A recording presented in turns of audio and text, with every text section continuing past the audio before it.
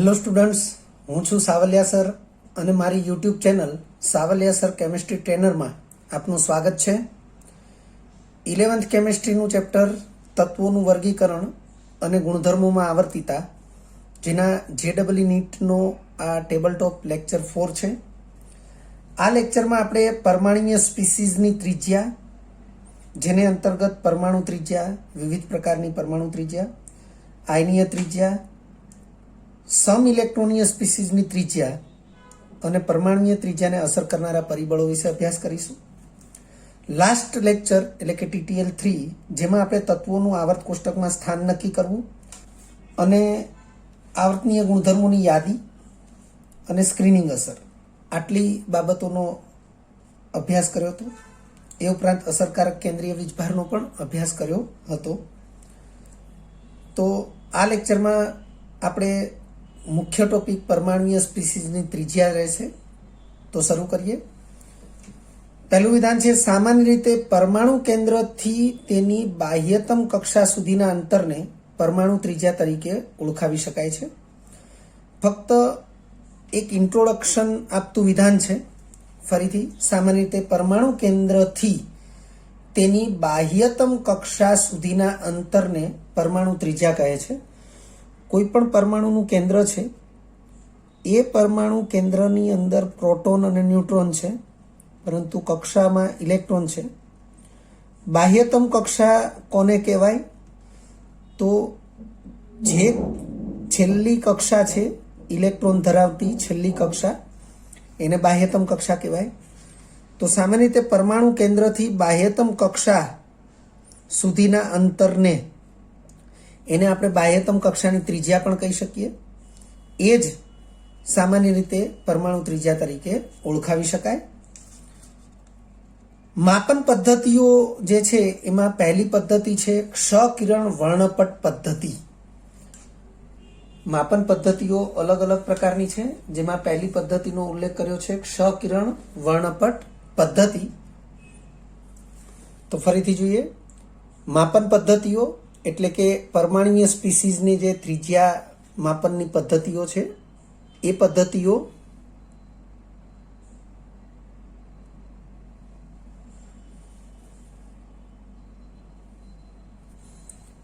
તો એમાં પહેલી પદ્ધતિ છે ક્ષ-કિરણ વર્ણપટ પદ્ધતિ, અને બીજી બે પદ્ધતિઓનો ઉલ્લેખ બીજા પેજ ઉપર.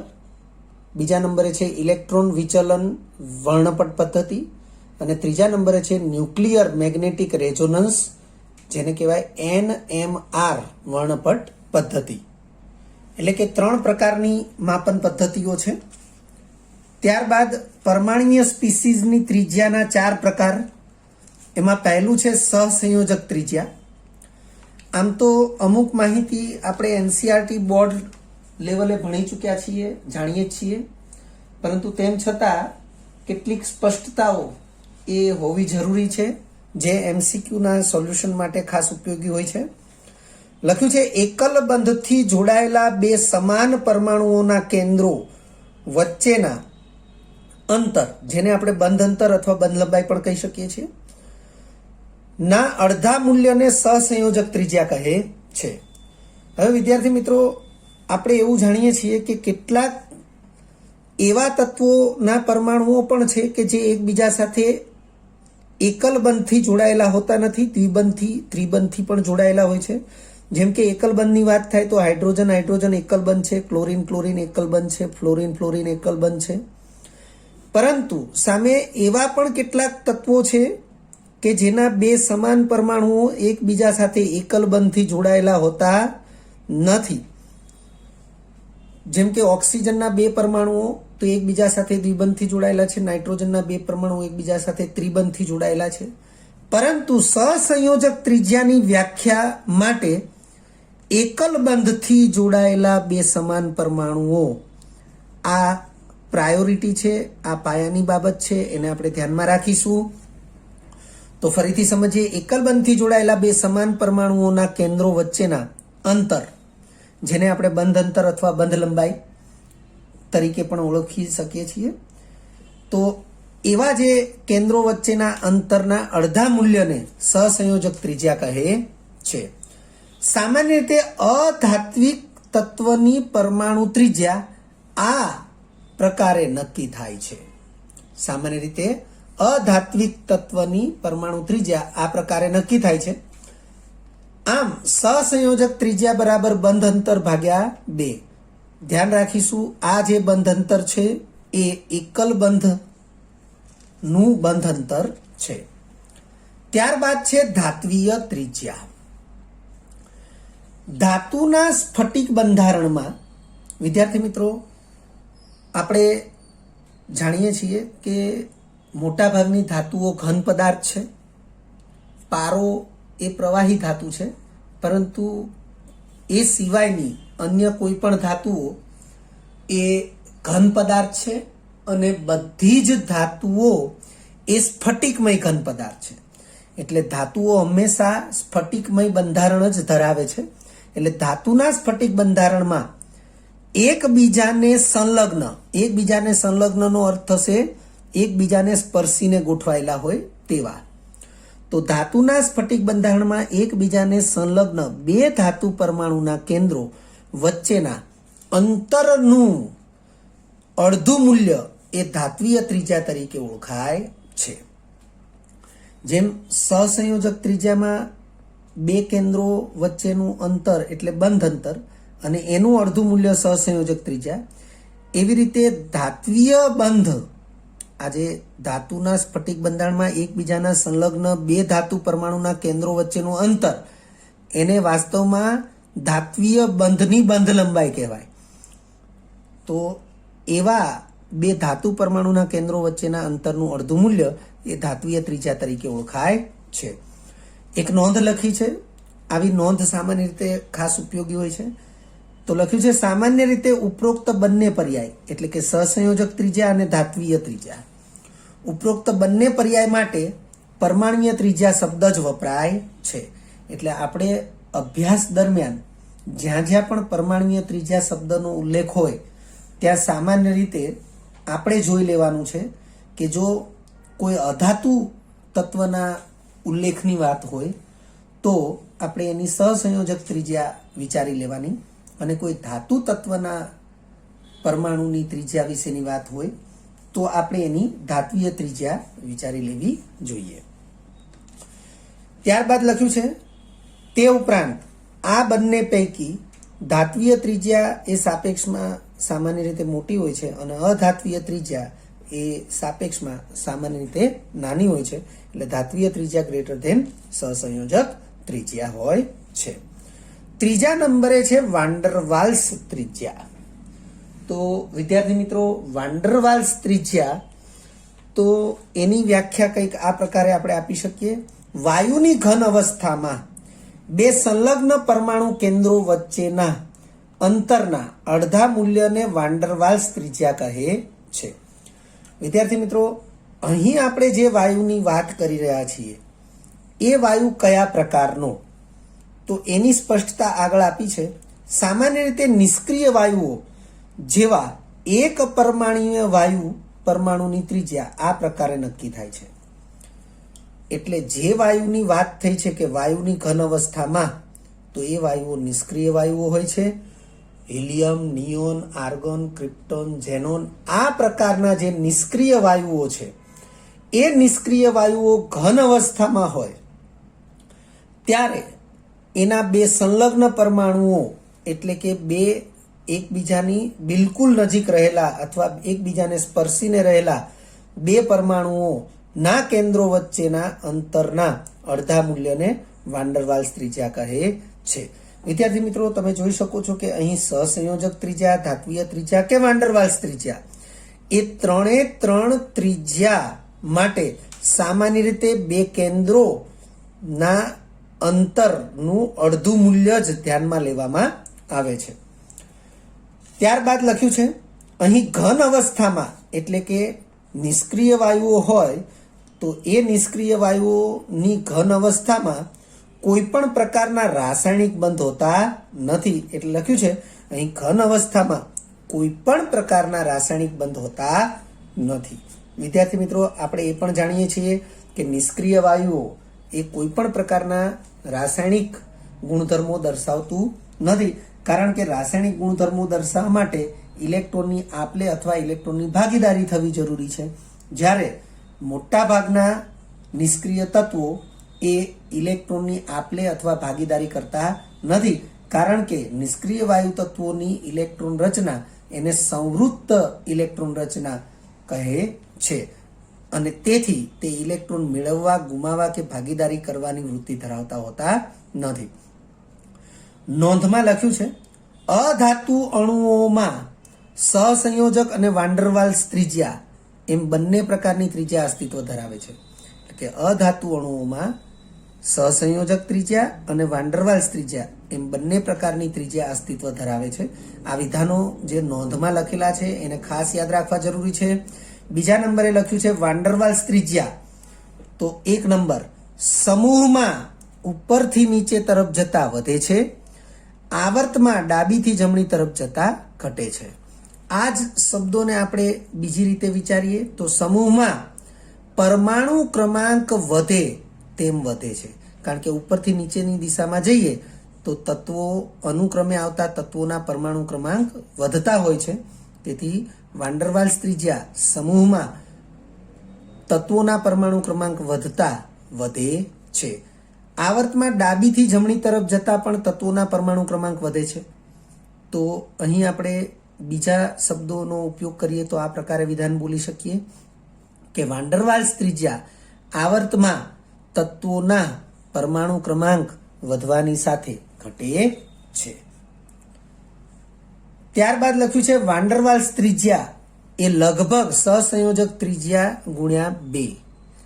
તો વિદ્યાર્થી મિત્રો, આપણે જ્યારે કોઈ અધાતુ અણુમાં સહસંયોજક ત્રિજ્યા અને વાન્ડરવાલ્સ ત્રિજ્યા એમ બંનેના અસ્તિત્વને વિચારતા હોઈએ ત્યારે એવા અધાતુ અણુઓમાં તેમની વચ્ચેનો સંબંધ આ પ્રકારે વિચારી શકાય: વાન્ડરવાલ્સ ત્રિજ્યા લગભગ સહસંયોજક ત્રિજ્યાથી બમણી હોય છે.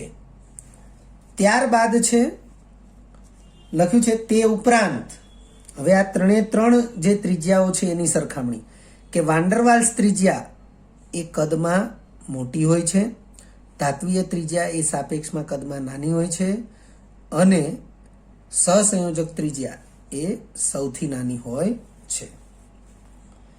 ચોથા નંબરે છે આયનીય ત્રિજ્યા. કેન્દ્રની આસપાસ ફેલાયેલા ઇલેક્ટ્રોન વાદળની હદ અને કેન્દ્ર વચ્ચેના અંતરને આયનીય ત્રિજ્યા કહે છે. વિદ્યાર્થી મિત્રો, આ ઇલેક્ટ્રોન વાદળની હદ, ઇલેક્ટ્રોન વાદળ શબ્દ જે છે એના માટે આપણે આયનનું ઇલેક્ટ્રોન વાદળ, વાસ્તવમાં આયનનું ઇલેક્ટ્રોન વાદળ, તો ફક્ત ઇલેક્ટ્રોન વાદળ તો આપણે એમ કહી શકીએ કે કેન્દ્રની આસપાસ કક્ષાઓ અને કક્ષકોમાં ઇલેક્ટ્રોન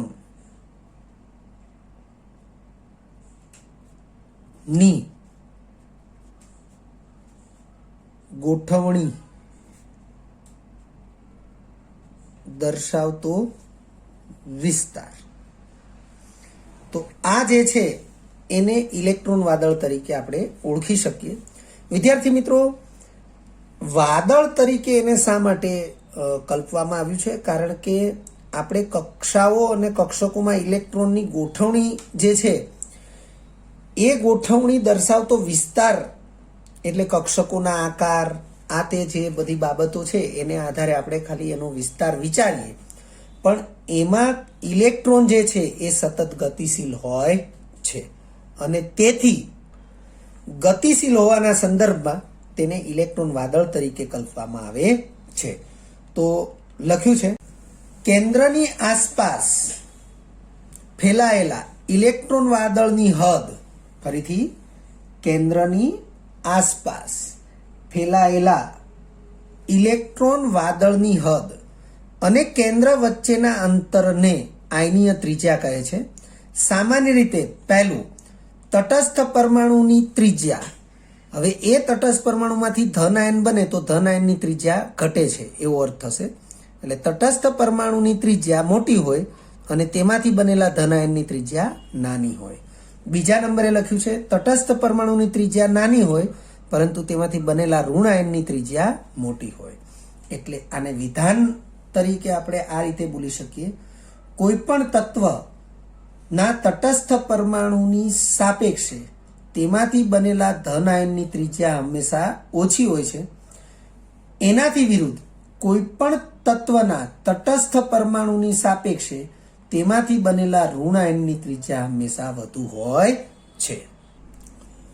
હવે આયનો બે પ્રકારના હોય, ધન આયન અને ઋણ આયન. અહીંયા આપણે સૌથી પહેલા ધન આયનની ત્રિજ્યા વિશે આપણે થોડું અભ્યાસ કરીશું. સામાન્ય રીતે આપણે હમણાં જોઈએ એ પ્રમાણે કે તટસ્થ પરમાણુ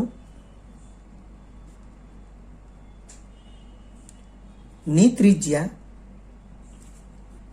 ની સાપેક્ષે તેમાંથી બનેલા ધન આયનની ત્રિજ્યા એ ઓછી હોય છે. વિદ્યાર્થી મિત્રો, આ બાબતને આપણે એક ઉદાહરણથી સમજીએ. દાખલા તરીકે સોડિયમ પરમાણુની ત્રિજ્યાની સાપેક્ષે એમાંથી બનેલા એમાંથી બનેલા ધન આયન Na+ આયનની ત્રિજ્યા નાની હોય છે.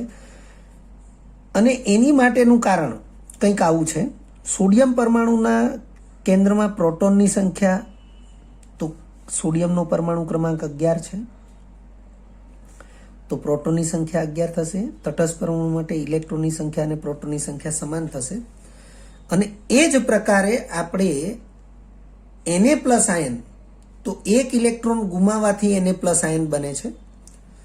અને તેથી આપણે કહી શકીએ કે Na+ આયનના કેન્દ્રમાં પ્રોટોનની સંખ્યા તો 11 ની 11 હશે, પણ ઇલેક્ટ્રોનની સંખ્યા 10 થશે.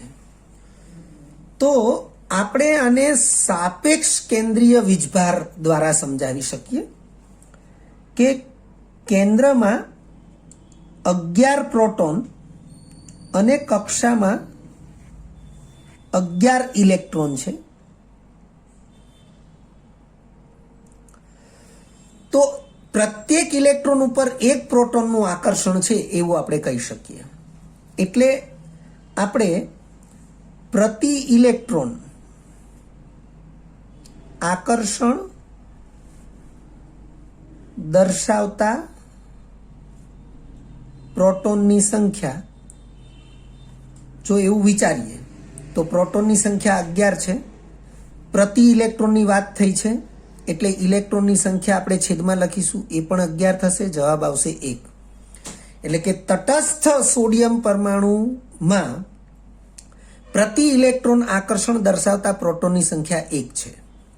અને હવે એ જ બાબત Na+ આયન માટે વિચારીએ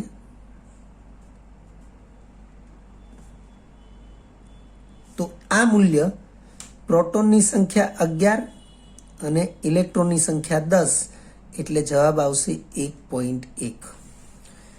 તો કહેવાનો અર્થ આવો થશે કે જ્યારે તટસ્થ પરમાણુ સોડિયમમાંથી Na+ આયન બન્યો ત્યારે પ્રતિ ઇલેક્ટ્રોન આકર્ષણ દર્શાવતા પ્રોટોનની સંખ્યા 1 ની સાપેક્ષે 1.1 એટલે મોટી થઈ, અને પ્રતિ ઇલેક્ટ્રોન આકર્ષણ દર્શાવતા પ્રોટોનની સંખ્યા વધે છે, અને પરિણામે ઇલેક્ટ્રોન એટલે કે કક્ષાઓ એ કેન્દ્ર તરફ એ સંકોચન પામે છે એમ પણ કહી શકાય. અને સંકોચન પામવાને લીધે કદ ઘટે છે, પરમાણુય ત્રિજ્યા ઘટે છે, એટલે કહી શકીએ કે ધન આયનની ત્રિજ્યા ઘટે છે. વિદ્યાર્થી મિત્રો, અહીં આપણે બીજી રીતે પણ સમજી શકીએ છીએ. જેમ કે 11 ઇલેક્ટ્રોન માટે ઇલેક્ટ્રોન રચના વિચારીએ તો 2, 8, 1 થશે, અને 10 ઇલેક્ટ્રોન માટે ઇલેક્ટ્રોન રચના વિચારીએ તો 2, 8 થશે. તો તમે જોઈ શકો છો કે અહીંયા ત્રીજી કક્ષામાં 1 ઇલેક્ટ્રોન હતો, એને ગુમાવી દીધો, એટલે હવે 2 જ કક્ષા રહી. તો હવે બાહ્યતમ કક્ષાનો ક્રમ 2 છે, અહીંયા બાહ્યતમ કક્ષાનો ક્રમ 3 હતો, તો અહીંયા બાહ્યતમ કક્ષાના ક્રમ 3 ને અનુરૂપ પરમાણુય ત્રિજ્યા થશે. અહીંયા બાહ્યતમ કક્ષાનો ક્રમ 2 છે, એટલે એને અનુરૂપ આયનીય ત્રિજ્યા થશે. એટલે કોઈ પણ રીતે વિચારીએ તો તટસ્થ પરમાણુની પરમાણુય ત્રિજ્યાની સાપેક્ષે તેમાંથી બનતા ધન આયનની ત્રિજ્યા નાની હોય છે. આ જ રીતે એનાથી વિરુદ્ધ તટસ્થ પરમાણુની પરમાણુય ત્રિજ્યાની સાપેક્ષે તેમાંથી બનતા ઋણાયનની આયનીય ત્રિજ્યા એ મોટી હોય છે. હવે આપણે આગળ વધીએ. લખ્યું છે ધન આયન એટલે કે કેટાયનની ત્રિજ્યા. એક જ તત્વના પરમાણુમાંથી બનતા ધન આયનોના સંદર્ભમાં જેમ ધન વીજભાર વધુ તેમ ધન આયનની ત્રિજ્યા ઓછી હોય છે. ફરીથી, એક જ તત્વના પરમાણુમાંથી બનતા ધન આયનોના સંદર્ભમાં જેમ ધન વીજભાર વધુ તેમ ધન આયનની ત્રિજ્યા ઓછી હોય છે. એટલે કે કોઈ ધાતુ પરમાણુ માટે આપણે સંજ્ઞા એમ લઈ લઈએ, મેટલ. હવે તટસ્થ પરમાણુની સાપેક્ષે એક ઇલેક્ટ્રોન ગુમાવીને એમ પ્લસ આયન બન્યો, એક M+1, તો પરમાણુય ત્રિજ્યાની સાપેક્ષે આયનીય ત્રિજ્યા ઘટી. પરંતુ જો વીજભાર +2 થયો તો હજુ પણ આયનીય ત્રિજ્યા ઘટે છે. વીજભાર +3 થયો તો હજી પણ આયનીય ત્રિજ્યા ઘટે છે. આપણે એક વાસ્તવિક ઉદાહરણથી વિચારીએ તો દાખલા તરીકે કોપર પરમાણુની પરમાણુય ત્રિજ્યાની સાપેક્ષે ક્યુપ્રસ આયન એટલે કે Cu+ આયન એની આયનીય ત્રિજ્યા એ સાપેક્ષમાં ઓછી હોય. એની સાપેક્ષે Cu2+ આયન વિચારીએ એટલે ક્યુપ્રિક આયન, તો એની આયનીય ત્રિજ્યા એનાથી પણ ઓછી હોય. એ પ્રમાણે આને સમજી શકીએ છીએ. આમ ધન આયનની ત્રિજ્યા ચલે છે 1/ ધન વીજભાર. ધન આયનની ત્રિજ્યા ચલે છે 1/ ધન વીજભાર અથવા 1/ સાપેક્ષ કેન્દ્રીય વીજભાર. વિદ્યાર્થી મિત્રો, હમણાં જે આપણે સમજ્યા કે પ્રતિ ઇલેક્ટ્રોન આકર્ષણ દર્શાવતા પ્રોટોનની સંખ્યા, આજે પ્રતિ ઇલેક્ટ્રોન આકર્ષણ દર્શાવતા પ્રોટોનની સંખ્યા એને આપણે સાપેક્ષ કેન્દ્રીય વીજભાર તરીકે પણ ઓળખાવી શકીએ છીએ. તો અહીં લખ્યું છે ધન આયનની ત્રિજ્યા ચલે છે 1/ ધન વીજભાર અથવા 1/ સાપેક્ષ કેન્દ્રીય વીજભાર. જેમ સાપેક્ષ કેન્દ્રીય વીજભાર વધે તેમ ધન આયનની ત્રિજ્યા ઘટે છે. ઋણ આયન એટલે કે એનાયનની ત્રિજ્યા એક જ તત્વના પરમાણુમાંથી બનતા ઋણ આયનોના સંદર્ભમાં જેમ ઋણ વીજભાર વધુ તેમ ઋણ આયનની ત્રિજ્યા વધુ હોય છે. અહીં જેમ ધન વીજભાર વધુ તેમ ધન આયનની ત્રિજ્યા ઓછી હોય છે. એટલે ધન વીજભાર વધુ, ધન આયનની ત્રિજ્યા ઓછી. ઋણ વીજભાર વધુ તેમ ઋણ આયનની ત્રિજ્યા વધુ હોય છે. એટલે તમે જોઈ શકો છો, કોઈ અધાતુ તત્વ માટે x લીધો છે આપણે સંજ્ઞા તરીકે. x નો વીજભાર -3, x નો વીજભાર -2, x નો વીજભાર -1, તો આ 3 આયનો છે. જેમ ઋણ વીજભારનું મૂલ્ય ઘટે છે એમ આયનીય ત્રિજ્યા પણ ઘટે છે અને તટસ્થ પરમાણુની જે ત્રિજ્યા છે, પરમાણુની ત્રિજ્યા, એ સૌથી ઓછી છે. જ્યારે અહીંયા તટસ્થ પરમાણુની ત્રિજ્યા સૌથી વધારે છે અને મહત્તમ વીજભાર ધરાવતા આયનની આયનીય ત્રિજ્યા સૌથી ઓછી છે. આમ ઋણ આયનની ત્રિજ્યા ચલે છે ઋણ વીજભાર. જેમ અહીંયા ધન આયનની ત્રિજ્યા ચલે છે 1/ ધન વીજભાર છે, એમ ઋણ આયનની ત્રિજ્યા ચલે છે ઋણ વીજભાર. સાપેક્ષ ક્રમ તો એક જ તત્વની 3 ભિન્ન સ્પીસીઝ, અર્થ કે એક જ તત્વનો તટસ્થ પરમાણુ, એ જ તટસ્થ પરમાણુમાંથી બનેલો ઋણાયન અને એ જ તટસ્થ પરમાણુમાંથી બનેલો ધનાયન, આ 3 પ્રકારની જે સ્પીસીઝ છે એના માટે ત્રિજ્યાનો અથવા કદનો સાપેક્ષ ક્રમ, આ ત્રિજ્યાને બદલે આપણે કદ શબ્દ પણ વાપરી શકીએ છીએ, કારણ કે ત્રિજ્યા અને કદ એ એકબીજા સાથે સંકળાયેલા છે અને સમપ્રમાણથી સંકળાયેલા છે. તો ઋણ આયનની ત્રિજ્યા ગ્રેટર ધેન તટસ્થ પરમાણુની ત્રિજ્યા ગ્રેટર ધેન ધન આયનની ત્રિજ્યા. સમ ઇલેક્ટ્રોનીય સ્પીસીઝના કદની સરખામણી, આ પણ ખૂબ જ અગત્યનો ટોપિક છે, કારણ કે સામાન્ય રીતે જે MCQ પૂછાતા હોય છે પરમાણુય ત્રિજ્યા આયનીય ત્રિજ્યાના સંદર્ભમાં, તો જે કહી શકાય કે જેને ફેવરિટ ટોપિક કહી શકાય પ્રશ્ન પૂછવા માટે, MCQ પૂછવા માટે, એમાંનો આ એક કહી શકાય. તો સમ ઇલેક્ટ્રોનીય સ્પીસીઝમાં ઇલેક્ટ્રોન સંખ્યા સમાન પરંતુ કેન્દ્રમાં પ્રોટોન સંખ્યા, જેને આપણે કેન્દ્રીય વીજભાર કહીએ છીએ, એ જુદી જુદી હોય છે. ફરીથી સમ ઇલેક્ટ્રોનીય સ્પીસીઝમાં ઇલેક્ટ્રોન સંખ્યા સમાન હોય છે, પરંતુ કેન્દ્રમાં પ્રોટોન સંખ્યા જુદી જુદી હોય છે. આ સ્થિતિમાં સ્પીસીઝનો, હવે આ સ્પીસીઝ તરીકે તટસ્થ પરમાણુ પણ હોઈ શકે, ધન આયન પણ હોઈ શકે, ઋણ આયન પણ હોઈ શકે. એટલે આપણે સમ ઇલેક્ટ્રોનીય સ્પીસીઝ એવો શબ્દ જે વાપર્યો છે એમાં તટસ્થ પરમાણુ, ધન આયન કે ઋણ આયન એમાંથી કોઈ પણનો સમાવેશ કરી શકીએ છીએ.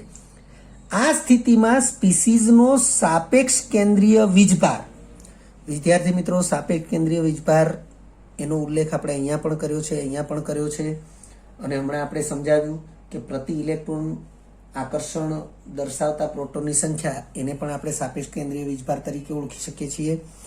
તો આ સ્થિતિમાં સ્પીસીઝનો સાપેક્ષ કેન્દ્રીય વીજભાર વધે તેમ ત્રિજ્યા ઘટે છે. દાખલા તરીકે તમને અહીંયા 5 પરમાણુય સ્પીસીઝ આપી છે જે સમ ઇલેક્ટ્રોનીય સ્પીસીઝ છે. તો લખ્યું છે Ne એટલે કે neon, Na plus ion, Mg2 plus ion, F minus એટલે કે ફ્લોરાઇડ આયન, O2 માઇનસ એટલે કે ઓક્સાઇડ આયન. આ 5 સમ ઇલેક્ટ્રોનીય સ્પીસીઝ છે જે તમામ 10 ઇલેક્ટ્રોન ધરાવે છે. વિદ્યાર્થી મિત્રો એક કોષ્ટક આપણે બનાવ્યું છે, એ કોષ્ટકનો સ્ટડી કરીશું, પછી આપણે આ 5 જે સ્પીસીઝ છે એની ત્રિજ્યાનો અથવા એના કદનો સાપેક્ષ ક્રમ દર્શાવીશું. તો કોષ્ટકમાં પ્રથમ હરોળની અંદર સ્પીસીઝ દર્શાવી છે.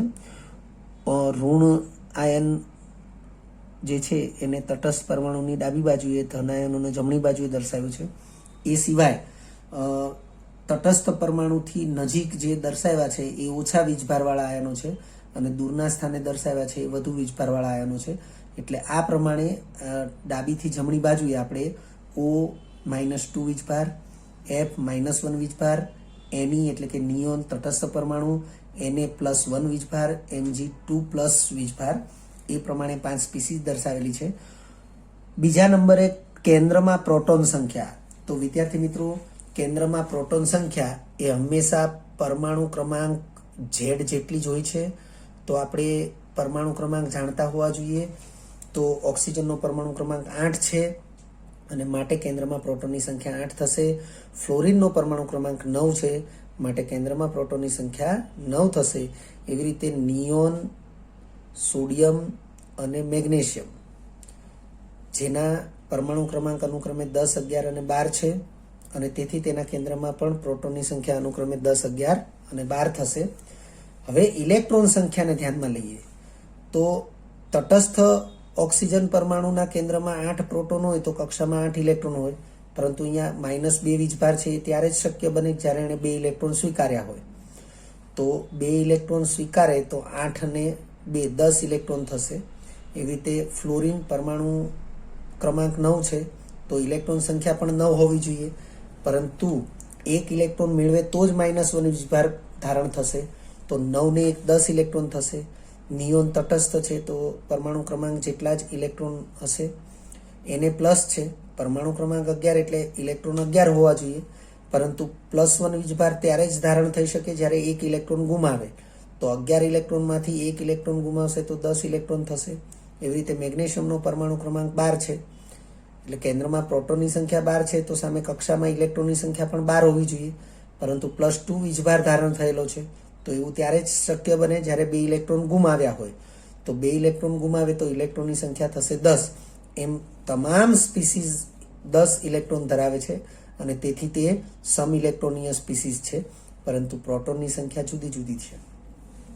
હવે સાપેક્ષ કેન્દ્રીય વીજભાર એટલે કે P/E એટલે કે પ્રોટોન અને ઇલેક્ટ્રોન સંખ્યાનો ગુણોત્તર, જેને આપણે પ્રતિ ઇલેક્ટ્રોન આકર્ષણ પેદા કરનારા પ્રોટોનની સંખ્યા તરીકે પણ ઓળખી શકીએ છીએ. તો તમે જોઈ શકો છો O-2 વીજભારિત આયન માટે 8/10 થશે, જેને 0.8 કહેવાશે. એવી રીતે F- આયન માટે 9/10 થશે, તમે સંખ્યા જોઈ શકો છો, જેને 0.9 કહેવાશે. 10/10 1 કહેવાશે, 11/10 1.1 કહેવાશે, 12/10 1.2 કહેવાશે. તો તમે જોઈ શકો છો સાપેક્ષ કેન્દ્રીય વીજભાર વધતો જાય છે, અને સાપેક્ષ કેન્દ્રીય વીજભાર વધશે તો ત્રિજ્યા એ ક્રમશઃ ઘટશે. એટલે અહીં લખ્યું છે હવે સમ ઇલેક્ટ્રોનીય સ્પીસીઝનું કદ ચલે છે 1 સાપેક્ષ કેન્દ્રીય વીજભાર. તો સમ ઇલેક્ટ્રોનીય સ્પીસીઝનું કદ એ 1 સાપેક્ષ કેન્દ્રીય વીજભારના સમચલનમાં હોવાથી 1 સાપેક્ષ કેન્દ્રીય વીજભાર બોલવામાં આવ્યો છે, એવું ધ્યાનમાં રાખજો. નહીતર આપણે આને આવી રીતે પણ બોલી શકીએ કે સમ ઇલેક્ટ્રોનીય સ્પીસીઝનું કદ એ સાપેક્ષ કેન્દ્રીય વીજભારના વ્યસ્ત ચલનમાં હોવાથી તેઓના કદ અથવા ત્રિજ્યાનો સાપેક્ષ ક્રમ. તો તમે જોઈ શકો છો અહીં સાપેક્ષ કેન્દ્રીય વીજભાર છે એ વધતો જાય છે, જ્યારે ત્રિજ્યા અથવા કદ જે છે એ ક્રમશઃ ઘટતું જાય છે. એટલે O2 માઇનસ નું કદ અથવા ત્રિજ્યા ગ્રેટર ધેન F માઇનસ નું કદ અથવા ત્રિજ્યા ગ્રેટર ધેન Ne એટલે કે નિયોનનું કદ અથવા ત્રિજ્યા ગ્રેટર ધેન Na પ્લસ આયનનું કદ અથવા ત્રિજ્યા ગ્રેટર ધેન Mg2 પ્લસ આયનની કદ અથવા ત્રિજ્યા થશે. ત્યારબાદ છે પરમાણુ ત્રિજ્યાને અસર કરનારા પરિબળો. તો પરમાણુ ત્રિજ્યાને અસર કરનારા વિવિધ 10 પરિબળો છે. આ પેજ ઉપર આપણે 5 પરિબળો દર્શાવેલા છે. પહેલું પરિબળ છે પરમાણુ ત્રિજ્યા ચલે છે બાહ્યતમ કક્ષાની ત્રિજ્યા. કારણ કે બાહ્યતમ કક્ષા એટલે કે ઇલેક્ટ્રોન ધરાવતી અંતિમ કક્ષા એ બાહ્યતમ કક્ષા કહેવાશે, અને કેન્દ્રથી બાહ્યતમ કક્ષા સુધીનું અંતર એને બાહ્યતમ કક્ષાની ત્રિજ્યા કહેવાય. તો એને જ વાસ્તવમાં પરમાણુ ત્રિજ્યા તરીકે ઓળખવામાં આવે છે. એટલે પરમાણુ ત્રિજ્યા ચલે છે બાહ્યતમ કક્ષાની ત્રિજ્યા. બીજા નંબર છે પરમાણુ ત્રિજ્યા ચલે છે 1 અસરકારક કેન્દ્રીય વીજભાર. તો અસરકારક કેન્દ્રીય વીજભાર વિશે આપણે લાસ્ટ લેક્ચરમાં ભણેલા છીએ. અસરકારક કેન્દ્રીય વીજભાર અને સ્ક્રીનિંગ અસર એ બંને એકબીજાના વ્યસ્ત છે. તો પરમાણુ ત્રિજ્યા ચલે છે 1 અસરકારક કેન્દ્રીય વીજભાર. તો ત્રીજા નંબરે આપણે દર્શાવીએ છીએ પરમાણુ ત્રિજ્યા ચલે છે સ્ક્રીનિંગ અસર. તો આપણે લાસ્ટ લેક્ચરમાં એવું જોયું છે કે સ્ક્રીનિંગ અસર અને અસરકારક કેન્દ્રીય વીજભાર એ બંને એકબીજાના વ્યસ્ત છે. જેમ સ્ક્રીનિંગ અસર વધુ એમ અસરકારક કેન્દ્રીય વીજભાર ઓછો હોય છે, અને જેમ સ્ક્રીનિંગ અસર ઓછી હોય એમ અસરકારક કેન્દ્રીય વીજભાર વધુ હોય છે. તો અહીં પરમાણુ ત્રિજ્યા સાથે બંનેના સંબંધ દર્શાવેલા છે. વિદ્યાર્થી મિત્રો, આવા સંબંધો પણ ખાસ યાદ રાખવા જરૂરી છે, કારણ કે MCQ સોલ્યુશનમાં આ પ્રકારના જે પરિબળો અથવા સંબંધો દર્શાવેલા છે એ અગત્યના હોય છે. ચોથા અને પાંચમા નંબરે લખ્યું છે પરમાણુ ત્રિજ્યા ચલે છે 1 બંધ ક્રમાંક અને પરમાણુ ત્રિજ્યા ચલે છે બંધ લંબાઈ. વિદ્યાર્થી મિત્રો, આ બંધ ક્રમાંક અને બંધ લંબાઈના સંદર્ભમાં જે પરમાણુ ત્રિજ્યાનું પરિબળ અથવા જે સંબંધ સમજાવેલો છે એ સહસંયોજક ત્રિજ્યાના સંદર્ભમાં આપણે ધ્યાનમાં રાખવો જરૂરી છે. પરમાણુય ત્રિજ્યા અથવા પરમાણુય કદને અસર કરનારા પરિબળોમાં છઠ્ઠું પરિબળ છે. તો પરમાણુ ત્રિજ્યા ચલે છે 1 સ્થાયીતા. વિદ્યાર્થી મિત્રો, હું ફરીથી એક સ્પષ્ટતા કરી દઉં છું. જ્યાં પરમાણુ ત્રિજ્યા લખ્યું છે ત્યાં આપણે પરમાણુ કદ પણ લખી શકીએ છીએ. એટલે આપણે બંને શબ્દો લખ્યા નથી. ક્યાંક MCQની અંદર પરમાણુ ત્રિજ્યાને બદલે પરમાણુ કદ શબ્દ વાપરે તો પણ આ જે પરિબળ છે એ એઝ ઇટ ઇઝ રહેશે. એટલે પરમાણુ ત્રિજ્યા ચલે છે 1 સ્થાયીતા, એને આપણે પરમાણુ કદ ચલે છે 1 સ્થાયીતા એ પ્રકારે પણ બોલી શકીએ છીએ. સાતમા નંબરે છે પરમાણુ ત્રિજ્યા ચલે છે 1 બંધ ઉર્જા. આ બંધ ઉર્જાને બંધ એન્થાલ્પી તરીકે પણ ઓળખવામાં આવે છે. એનો અર્થ એવો થશે કે જેમ બંધ એન્થાલ્પી વધુ અથવા બંધ ઉર્જા વધુ તેમ પરમાણુય ત્રિજ્યા ઓછી હોય છે. આઠમા નંબરે લખ્યું છે પરમાણુ ત્રિજ્યા ચલે છે પ્રતિક્રિયાત્મકતા. વિદ્યાર્થી મિત્રો, અહીં બે બાબતોને લખેલી છે. પરમાણુ ત્રિજ્યા ચલે છે પ્રતિક્રિયાત્મકતા, પણ એ સમચલન ક્યારે? જ્યારે ધાતુ તત્વો હોય ત્યારે. તેમજ પરમાણુ ત્રિજ્યા ચલે છે 1 પ્રતિક્રિયાત્મકતા. તો વ્યસ્ત ચલન ક્યારે? જ્યારે અધાતુ તત્વો હોય ત્યારે. એટલે જો કોઈ તત્વ માટે પ્રતિક્રિયાત્મકતાના વધારા સાથે પરમાણુય ત્રિજ્યા પણ વધે છે તો તેવા તત્વો ધાતુ તત્વો હોય છે. અને જો કોઈ તત્વોની યાદી માટે પ્રતિક્રિયાત્મકતાના વધારા સાથે પરમાણુય ત્રિજ્યા ઘટે છે તો એવા તત્વો એ અધાતુ તત્વો હોય છે. ફરીથી આ સંબંધને જોઈ લઈએ કે પરમાણુ ત્રિજ્યા ચલે છે પ્રતિક્રિયાત્મકતા, એટલે કે પ્રતિક્રિયાત્મકતા સાથે સમચલનનો સંબંધ છે. તો આવું જે પ્રકારના તત્વોમાં જોવા મળશે એ તત્વો ધાતુ તત્વો છે. પરંતુ પરમાણુય ત્રિજ્યા અને પ્રતિક્રિયાત્મકતા એકબીજા સાથે વ્યસ્ત ચલનના સંબંધમાં જોવા મળે તો આવું જે પ્રકારના તત્વોમાં જોવા મળશે એવા તત્વો એ અધાતુ તત્વો હોય છે. 9મા નંબરે છે પરમાણુ ત્રિજ્યા ચલે છે 1 લેટિસ ઉર્જા. લેટિસ ઉર્જાને આપણે લેટિસ એન્થાલ્પી અથવા લેટાઇસ એન્થાલ્પી તરીકે પણ ઓળખીએ છીએ.